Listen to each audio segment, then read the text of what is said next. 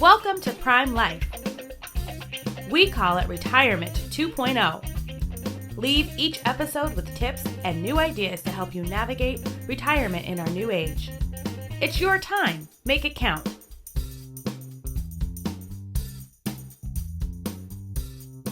Hi, this is Laura Dinan-Haber, and welcome to another episode of Prime Life. Joseph, welcome. How was your weekend? Do anything exciting? Pretty quiet, but it was a great weekend. Just relaxed. Wonderful. Relaxing is definitely a positive thing. Mary, how about yourself? It was also relaxing. I did get outside and, as I like to run, and I watched some football. Okay. So that was exciting. Go Giants, Patriots. You didn't have such a great day, but, it was fun and got to spend some time with family. Thanks. Oh, that's great. Yeah, we ended up doing a little bit of Sunday football outside at a neighbor's house, and it was nice to get back into the swing of things. Although I'm not sure about either one of you. It was rather cold this morning. It's like New England decided to skip fall and go right into winter, as it usually does, I've got right? The puffer vest on. I know. It's all that we can do to stay New Englanders. So, Mary, I'll let you take it from here if you want to do the introduction of not only the topic but of our special guest today as well. Thank you, Laura.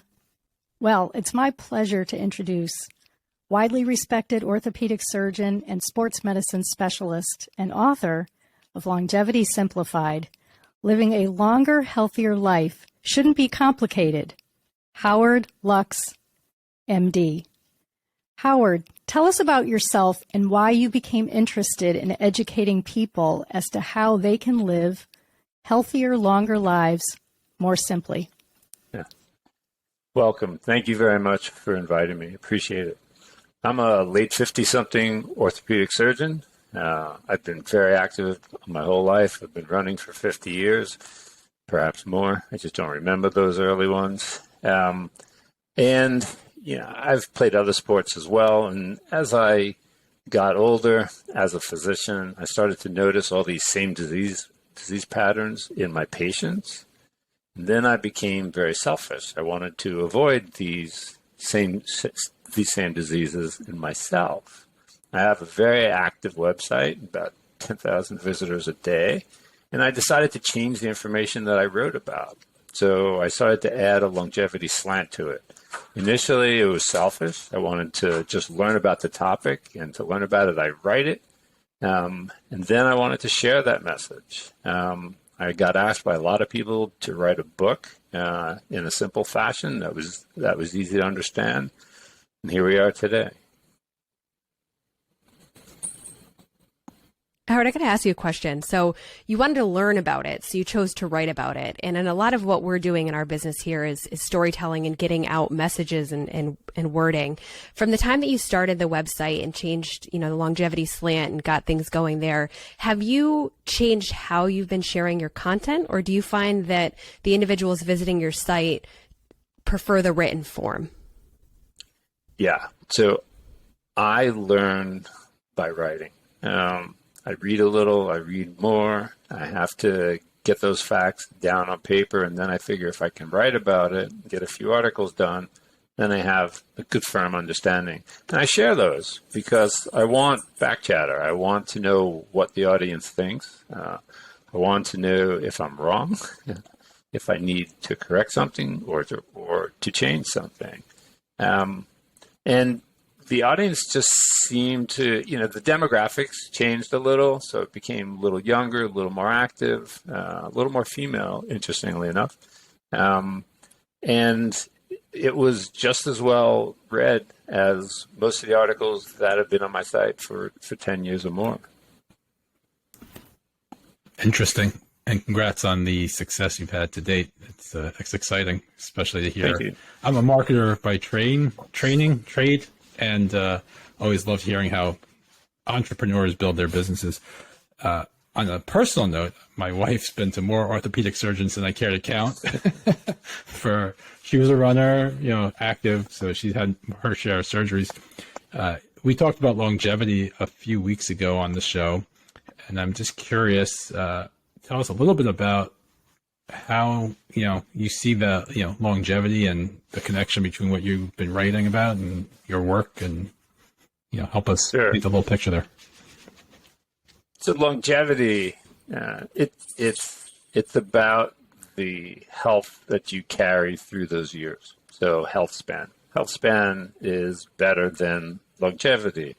Health span is the time that you are physically active, able to remain physically active, you're cognitively intact, and you carry those skills on with you. Yes, they diminish with aging. However, if aging slows us down, my goal is to slower. And, I want to, there are a lot of podcasters who talk about this too. I envision this as, what skills do I want to do when I'm 80? I want to be able to get that 50-pound bag up into the luggage rack. I want to be able to bring stuff to my backyard, to bring the dog food in, whatever, to lift my grandchildren. So what do I need to do now to optimize my lifestyle for that? And it really boils down into very simple, actionable items. We can avoid rabbit holes, avoid wasting money on a lot of supplements, etc. We've heard this information over and over again. It's just never been put together with enough science to give us an understanding and combine them to create an actionable plan that's going to have meaningful results. And how do you create a plan like that? So you've caught my ear. I'm interested. I want to slower. So how do I begin thinking about this process now? So when I too am 80 plus, I can, lift my grandchildren along with the dog food. Sure. We have some really important levers, right? Our diet, the food we eat, not a specific diet. Exercise, by far the best thing that you can do. We will not come up with a pill that mimics what exercise can do for 50 plus years. And sleep. You actively change your life to address food issues, right? You may choose to eat less carbs or less fat. And the research shows that you could eat either less carbs or less fat. You don't have to dive down one rabbit hole or the other. We optimize our day to exercise, right? I'm going to get up a half hour early to go walk, or I'm going to go into a gym, or I'm going to run, I'm going to ride. Listen, most people view exercise as work. It's painful, it's sweaty, it's annoying. They don't want to do it. Those of us who do exercise or run often, we're a small minority. So we have to understand that if you're going to write a message to craft it for everyone, you have to bring everyone along and give them the ability to participate. All-cause mortality, the death from any cause, dramatically diminishes with walking as little as 6,000 to 8,000 steps a day. And it doesn't sound like a lot to those of us who exercise and run, but I know a fair amount of people who are at 2,200 or 1,800 or even 2,500 a day. So walking works. Now, sleep. Sleep.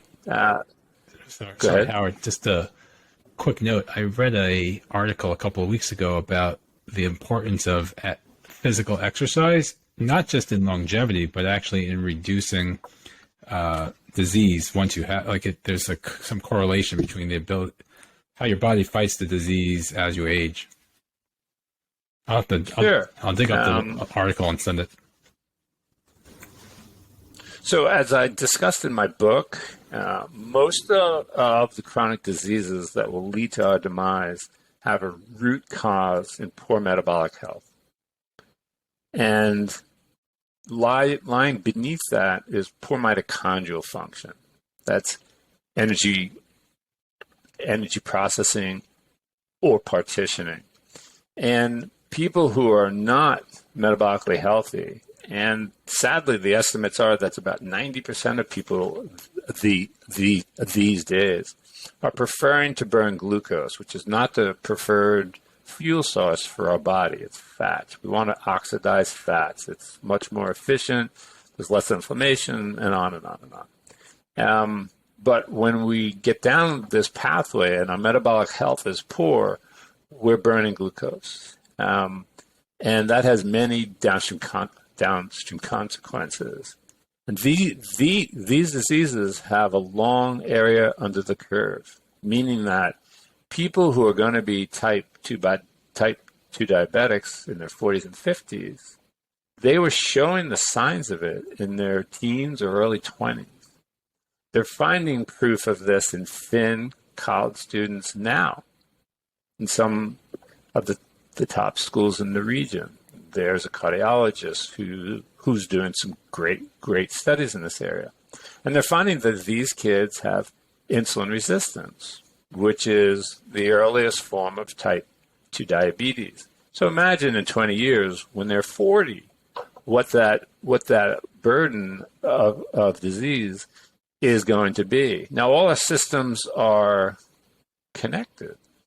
So it's not just type 2 diabetes. They're going to have a higher risk of dementia at 40, 45. They're going to have hypertension. They're already going to be on 5 or 6 medications. Exercise fixes this metabolic issue. It improves your mitochondrial health, which improves your metabolic health, which improves your energy partitioning, which ultimately will improve your health, even if you're already suffering from these disease states. And that exercise doesn't have to necessarily be intense, right? It could just be simply going for a walk, right? You're absolutely correct. So again, we're going to annoy some people now, but is the benefits to HIT? Sure. How many people can handle that from a heart perspective and health perspective? I don't know. But walking is all that most people need to do, considering that most people don't hit those milestones. Again, they need 6,000 to 8,000 steps. Can you become more healthy by throwing in an HIT day? Yes. Can you become more healthy by taking it to 10 or 12,000 steps or making it a little faster? Yes. But we can't get lost in the weeds, right? It's like all these studies that show reverse J curve of mortality. You'll read a lot about that in the exercise space, where you get all these tremendous benefits when you start to exercise, then you hit your maximal benefits and theoretically start to give them up as you exercise too much. But so I've heard from people say, I can't exercise because look what happens if you do too much. I'm like, fine. You let me know when you're running 100 miles a week and we can have this discussion. So no one's going to hit those numbers, right? They're only elite athletes. So we have to keep the message simple. For the majority of people who are listening to this, walking works really well. 60,000 steps a day, space it at different times during the day. So if you exercise everything in the morning and then you sit all day, you lost a lot of that benefit. If you sat all day and exercise at night, you lost a lot of the benefit. So you're getting up, you're making your day a little harder. You don't have to park as close as you can to the door. You park in the furthest spot away. If there's a printer that's close to you, print it further away and go get it. If you get up and do a few squats before you go to the printer, great. Just make your day a little harder. Yeah, I'm one of those furthest parking individuals. It first started when I got my new car, and I was like, nope, no one's going to park near me.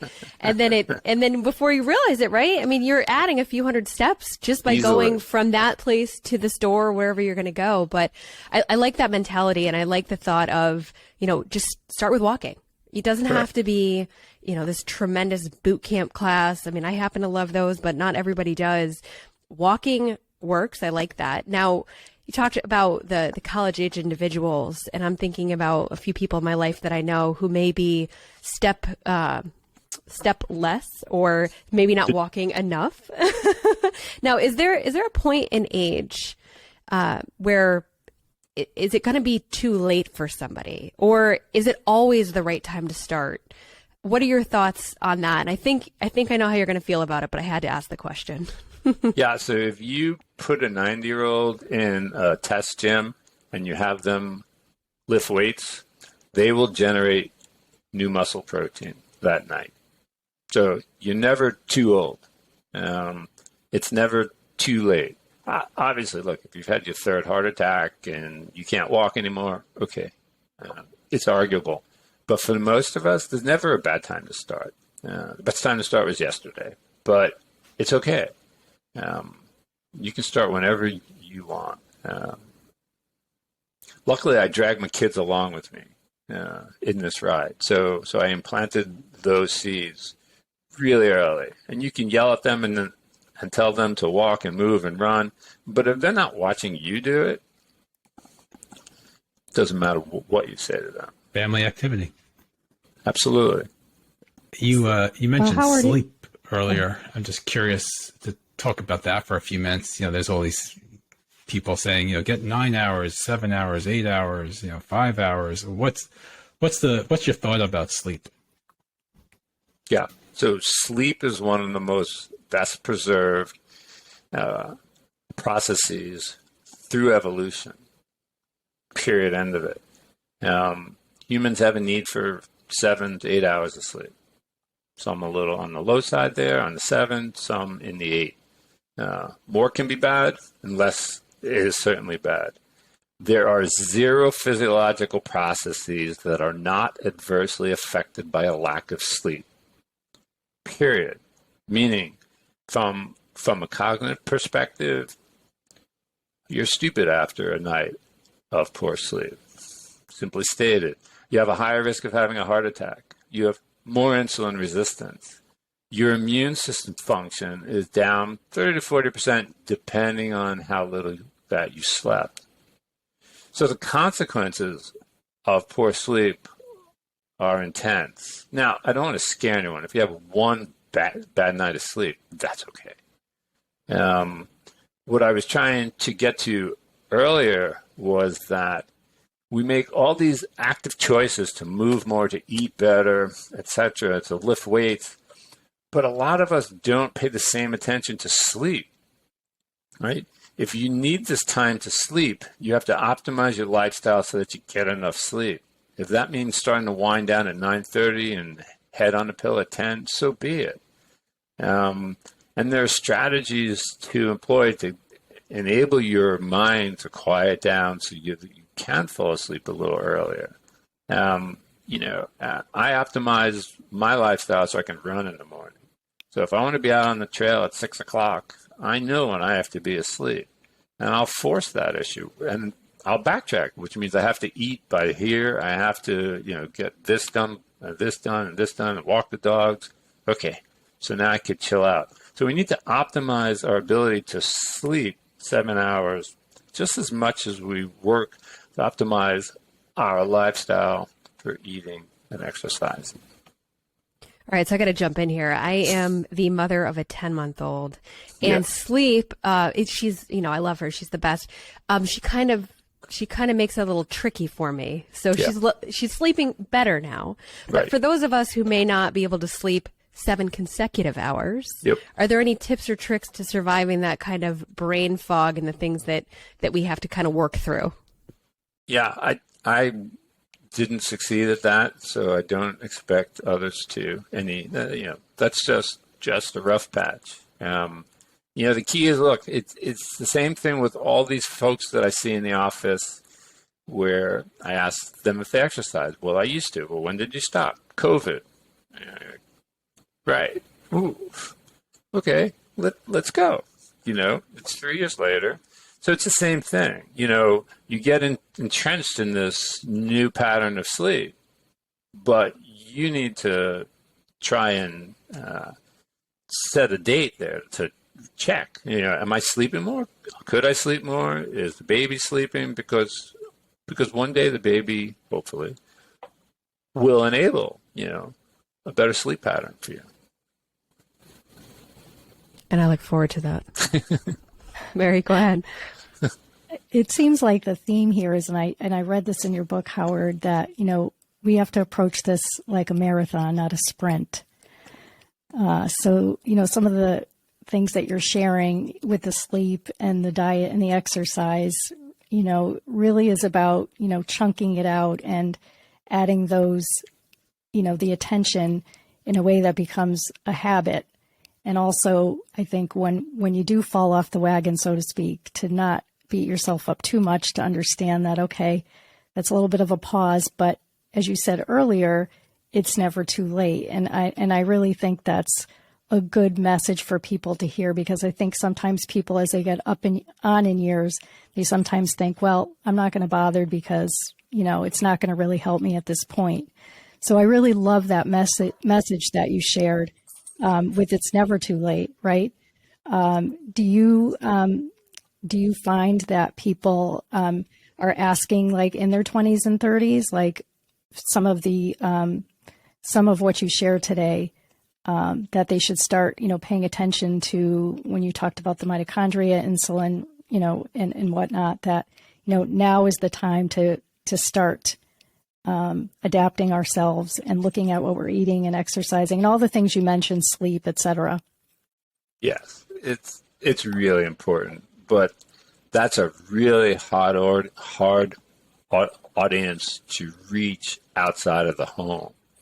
So that's where I think that the way that we're going to bring the young kids along with us is to get their parents started on this pathway first.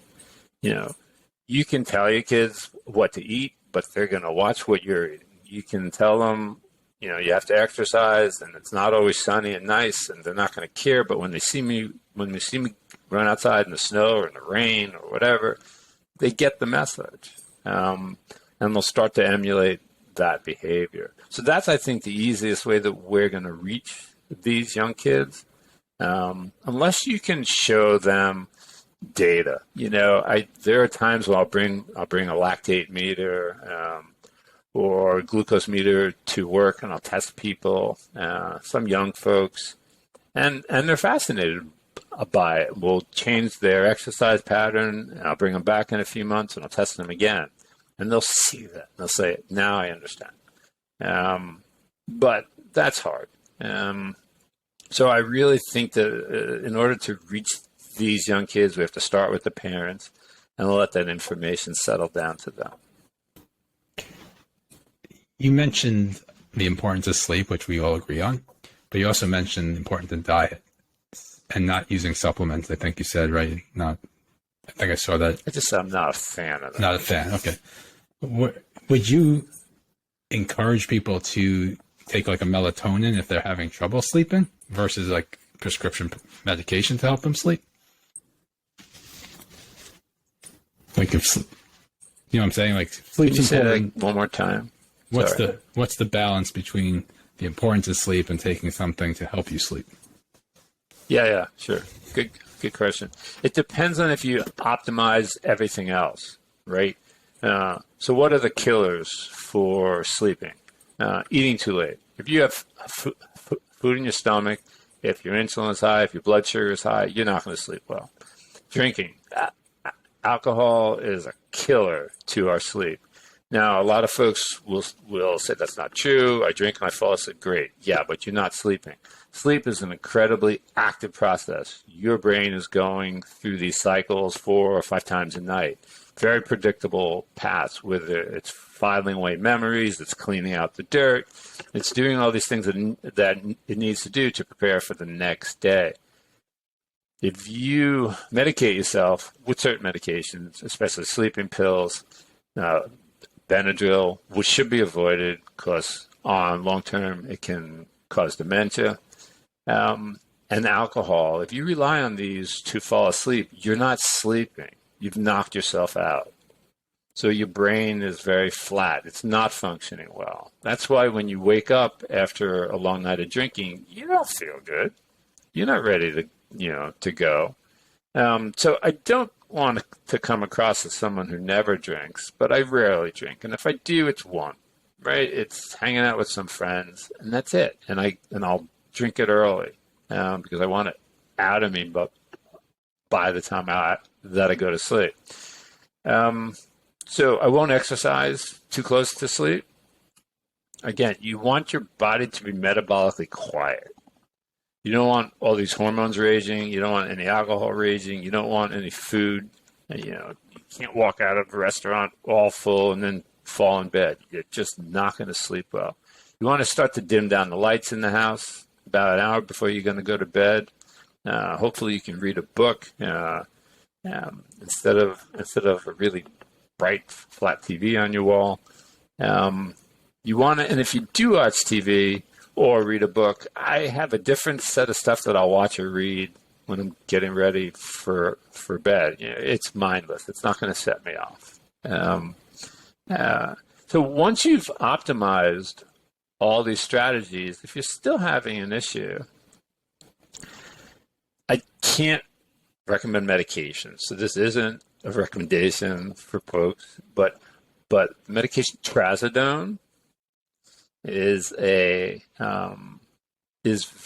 works very well for sleep because it doesn't change or doesn't appear to change sleep cycles. So it used to be used as an antidepressant, but it put people to sleep. So now that's used as a sleep medication, non-addictive, although you get addicted to sleeping, and it maintains sleep cycles. So if it's something that you're interested in, talk to your doctor. But try and avoid sleeping pills. Again, you're not sleeping. You knock yourself out with most of these. Does that apply to things like melatonin as well? Yeah, so melatonin might work for some people. The amount of melatonin that you need is exceedingly small, well under a microgram, under a milligram, very well under that. Anything more can have the counter effect. So all these people who are taking 5 milligrams, 10 milligrams, it's not useful. So it sounds like I have my workout routine. I'm walking more, and I'm trying to space my day out, and I'm doing certain things in certain orders to make sure that there's time around when I'm preparing for sleep. Howard, understanding that people's lives, we have routines for the most part, but every day is relatively different. Can you walk us through what a typical day could potentially look like? If you want to be up on the trail at 6 a.m., at what point in my day should I be doing certain things? Because for me, I'm a note taker. So I'm curious, at what point should I not be eating dinner anymore? I'm a late dinner eater, but if I'm sacrificing quality sleep, I might change that routine. Yeah. So one of the key things in this space is what works for me might not work for you. All right.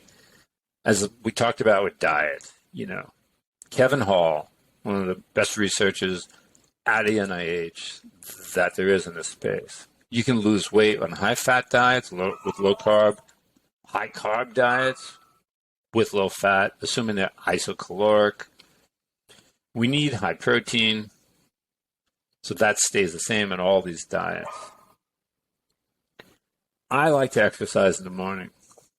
Other people can't even read in the morning. They can't talk. They're not morning people. I hate running in the evening.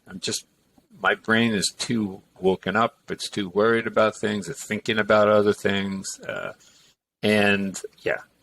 don't like that, but I'd love to start my day with that. I'm at the age where I want to get 3 30-gram protein hits in my food a day. So I'm going to have a smoothie in the morning. I'm going to have breakfast, and I'm going to have lunch and dinner. I'm going to optimize dinner to be about 6:30 because I want it in me and digested by the time that 9 o'clock hits and I'm starting to calm down. You're young enough that you probably don't need 3 meals a day, but you're also getting to the age where protein starts to matter. Right? It's really important. You're not quite there yet, but you will be soon enough. Trust me. So we got to hit about 30 to 40 grams of protein at least twice a day. As you get older, over 45, 3 times a day. If you're exercising to put on muscle, 4 times a day. All right. Super important because we haven't talked about muscle mass, but that's a critical component of your aging strategy as well. So I'm sorry. So back to the question. I can't optimize your lifestyle, especially now with a 10-month-old, but you can find these areas of time. You can knock out 4,000 steps in a half-hour walk. It's not hard to find a half an hour in your day. You don't have to run home and turn on Twitter. I don't use Instagram. I don't care what people ate for breakfast. But I try to keep my social media time to Twitter, to a little bit. People know me. I answer email once a day. I know, Mary, I'm sorry for that. But I answer it once a day, and that's it. And I just have these rules that I follow to try and optimize the quality of my time and what I can get done. I schedule 2 office hour days a week. I schedule 30 minutes to go walk. Those are on my shorter run days, so I want to get that extra bit in. And that's 4,000 steps right there. And that's getting me out in the middle of the day because, again, you don't want to concentrate all your activity in any one place. I know you talked a little bit about the weight training, and I want to try to get that in before we kind of, get to the point where we're wrapping things up.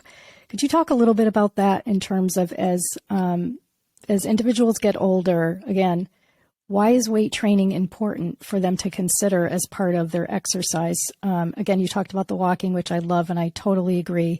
But if you would just touch upon that a little bit and the benefits. Sure. So one of the biggest levers that we have in the exercise space to improve our longevity is to hit our later decades with the most muscle mass that we can.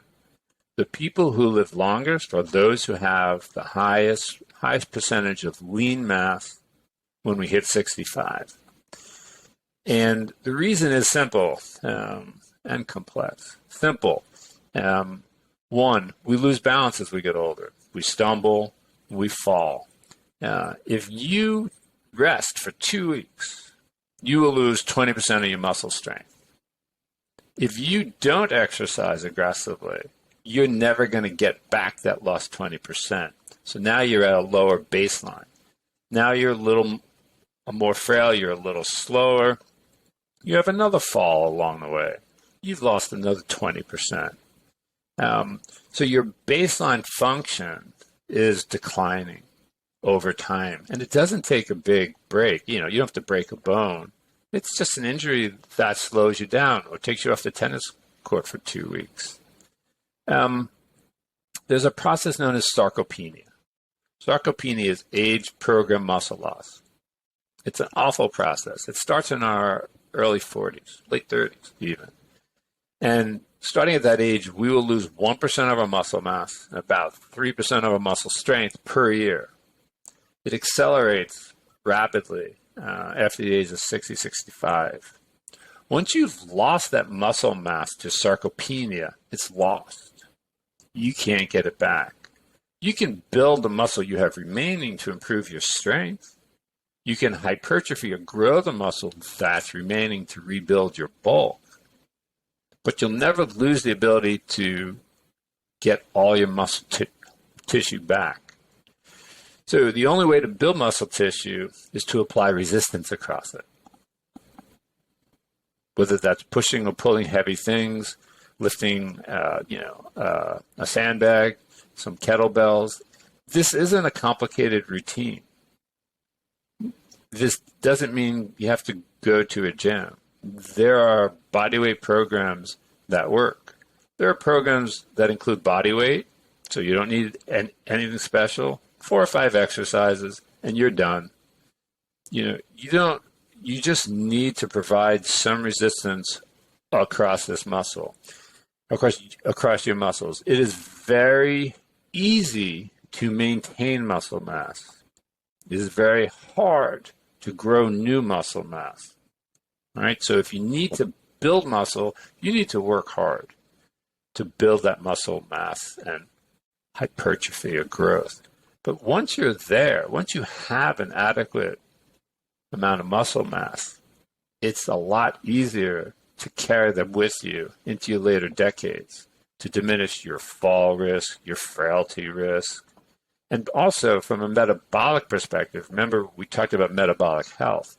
Your muscles are the largest glucose sink in your body. They suck all the glucose out of your bloodstream if they're functioning well. And so the larger your muscle mass, the larger your glucose sink. So they have a lot to do with your overall metabolic health. I could ask you dozens and dozens of questions about health, but I don't know how much time we want to devote to this conversation here. But the diet piece is super interesting to me. I've for most of my life eaten a very clean diet. I know that the average U.S. consumer does not eat clean. How big of an impact is the food we eat? Like, what kind of quick tips can you throw out for us? Yeah, again, as I wrote my book for as large a swath of an audience as I could, everybody. But I clearly understand, right? The social determinants of health are very real problems, right? There are food deserts in this world. There are people who can't afford food. I get that. I'd love to help everybody. I can't. But there are simple strategies that work. Like making your day a little harder by parking further away. You don't have to change your whole diet. We all have one thing, whether that's cream in your coffee in the morning or a bagel. Or a box of Cheez-Its before you go to bed, right? You're not taking away my bagel, are you? We can give up. You're not taking away my bagels, are you? Don't do that. I'm not going there. I'm simply saying is that we all have that 150, 200 calorie thing that we could give up. And that's 150 to 200 calories a day, over a week, over a month, over a year, leads to a tremendous amount of weight. We don't gain weight rapidly generally. We gain weight 1 to 2 pounds a year. And then we look back in 20 years like, oh, what happened? Right? We can reverse that. It'll be slow, but we can reverse that. So if you're starting at a reasonable weight and you're starting to see a little weight creep on, you don't have to change your whole diet. You don't have to become a vegetarian. You don't have to eat, you don't have to be a liver king. There are simple things that you can do. You can cut out very simple things. Those are the easy wins. Yes, if everyone could eat vegetables and a good protein source, fantastic. I think that's great. If you like meat, eat meat. If you like chicken, eat chicken. If you like tofu, you eat tofu. It doesn't matter. If you're getting enough protein, enough amino acids, you're good. So I really try and avoid hard, strict, forceful advice to follow one particular diet pattern. The one that I happen to like a lot is fish and veggies. Okay. Will I eat some chicken? Yeah. Will I eat a steak every now and then? Sure. I'll even eat an ice cream sundae and a cake every now and then. I'm not cutting off, I can't eliminate everything. I am human. But it's working. That's the bottom line. Yeah, I love that. And like you said, we're human, so we can do the best that we can do, and our best is going to look different across. As we work to wrap up the conversation this afternoon, Mary, I will toss the last question of today over to you. Thanks, Laura. So Howard, throughout your book, I was mentioning to you, I loved your 7 longevity tips, and I would love for you to share them with the audience because I think they're pretty cool, and I think that they're simple, no pun intended. So please share. Yeah, so you'll have to help me if I miss one. Stay lean or get lean, stay lean, create a caloric deficit, have friends, have friends, have a sense of purpose. Something's got to get you up out of bed in the morning. Otherwise, nothing else is going to work. Move a lot, and move throughout the day. Eat real food. Maybe if you need it, less of it. Exercise, push and pull heavy things, and just enjoy the ride, enjoy the trip. That's great. You got every single one. Yeah, you did. Nailed it. We enjoyed our trip with you today, Howard. And, thank you for taking the time out of your schedule to speak with us. Thank you so much for what you're doing and sharing the messages across the world, really. We're going to link to your website along with other resources in the show notes. Thanks again to our listeners. And please join us again next week for another episode of Prime Life. Thanks, everyone. Thank you. Thank you.